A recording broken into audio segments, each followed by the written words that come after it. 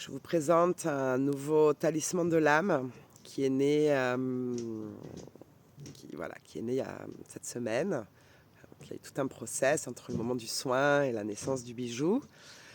Donc j'ai changé un petit peu ma manière de fonctionner pour les talismans de l'âme. Je vais vraiment me concentrer sur comment rayonne l'âme en fait, et pour qu'elle puisse s'incarner vraiment sur Terre. Donc, je propose d'abord un soin.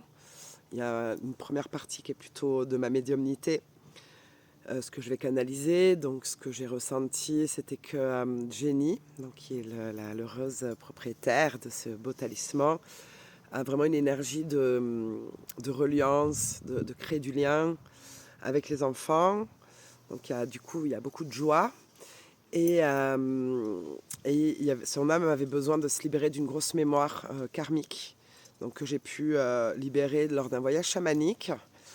Et une fois que son âme était libérée, je l'ai vue très puissante et très présente, avec une peau de bête sur le dos, une couronne de bois de cerf, une énorme panthère à ses côtés qui est son allié, c'est vraiment son allié quoi. Et elle portait un sceptre comme d'un caducée. Donc j'ai remis tous ces éléments qui pour moi reflètent l'énergie et la force de son âme, la mission de son âme, l'essence de son âme dans ce bijou. Donc on retrouve donc les bois de cerf, voilà, pour pouvoir vraiment connecter à la force et la puissance du cerf. La panthère noire, qui est vraiment son allié dans la médecine qu'elle peut convoquer quand elle en a besoin. Et le caducée, qui est là au dos, donc qui va venir soutenir les deux pierres qui me sont venues pour que j'ai canalisé et que j'ai validé après avec au pendule. Donc le jaspe mocaïte qui est vraiment une pierre d'ancrage, et le bâton vraiment représente aussi cet ancrage, cette force qu'on tient de la terre comme un arbre. Et la charoïte qui est une pierre plutôt spirituelle, liée au chakra couronne, à la connexion divine, à l'intuition, à la prière, à la méditation, et qui va être renforcée par la rune Redo, qui est vraiment une rune qui invite à ce voyage intérieur,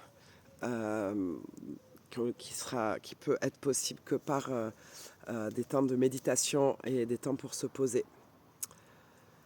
Donc voilà ce bijou puissant. Il vient, comme tous les talismans, résonner au niveau vibratoire, donc au niveau de nos différents plans, de nos différents corps, mais aussi au niveau cellulaire, par toute la magie des symboles qu'il reflète, que j'ai mis à l'intérieur, par l'énergie des cristaux. Et il vient aussi amener à l'âme se rappeler ce qu'on est venu faire sur Terre et l'importance d'incarner ce que notre âme souhaite incarner. Et pour finir, on peut utiliser les objets de pouvoir, les bijoux de pouvoir, les objets sacrés dans nos méditations, leur poser des questions, les prendre, les ressentir, poser là où on sent l'appel sur son corps, écouter ce qu'ils ont à nous dire. Voilà un petit peu la manière d'utiliser ce bijou. Merci de m'avoir écouté et à bientôt.